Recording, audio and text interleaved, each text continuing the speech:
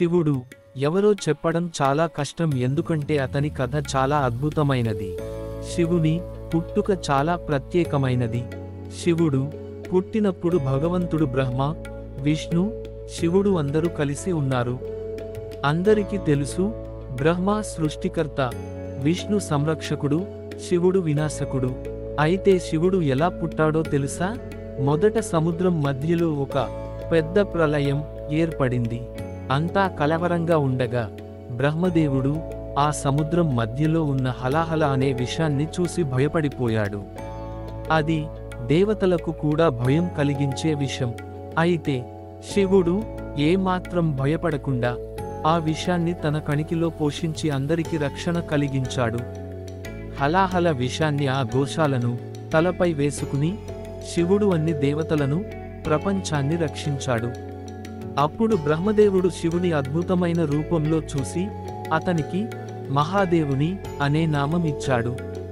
శివుడు పుట్టినప్పటి నుండి అతని రూపం, శక్తి అన్నీ అందరినీ ఆశ్చర్యపరిచాయి.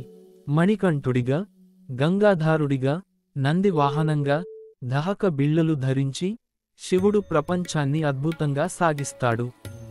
శివుడు మరియు పార్వతీ వివాహం. ఇప్పుడు శివుని ప్రేమ కథ గురించి చెబుతాను. శివుడు ప్రేమతో పరిపూర్ణుడు. పార్వతీదేవి శివుని భార్యగా ప్రసిద్ధి చెందింది. కాని ఆమెతో శివుని వివాహం జరిగినది సులభంగా కాదు. పార్వతీదేవి పర్వతరాజు హిమవాన్ కుమార్తె.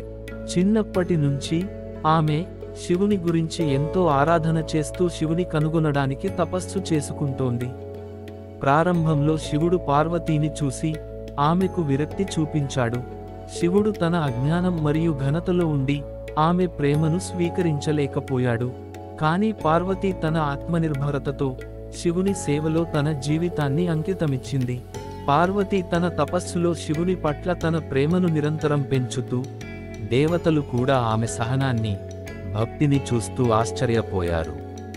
క్రమంగా శివుడు పార్వతీ పట్ల తన ప్రేమను ప్రదర్శించడం మొదలుపెట్టాడు. అది ఒకరోజు భగవానుడు శివుడు తన సహజమైన అనురాగంతో పార్వతీని అంగీకరించాడు. అప్పుడు వారి వివాహం జరిగింది. ఈ వివాహం ఎంతో ప్రత్యేకమైనది, ఎందుకంటే అది ప్రేమ, భక్తి, విశ్వాసం మరియు సహనంతో నిండింది. శివుని శక్తి అమితమైనది. అతని శక్తి అనేక రూపాలలో ఉన్నది. శివుడు తన కృపతో అనేక సందర్భాల్లో భగవంతుడిగా సృష్టిని పరిరక్షించాడు. అతని చూపులే ఒక ప్రహేళిక, ఆయుధాలే కేవలం రక్షణ.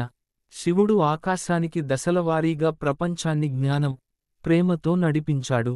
పార్వతీతో కలిసి శివుడు ఎంతో ఆనందంగా, నిత్యం ప్రజలకు అశుభాలను తొలగించి ధర్మాన్ని స్థాపించడానికి జీవితం గడిపారు.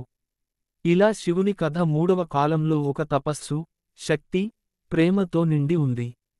అతని జ్ఞానం, సిద్ధాంతం తన భార్య పార్వతీ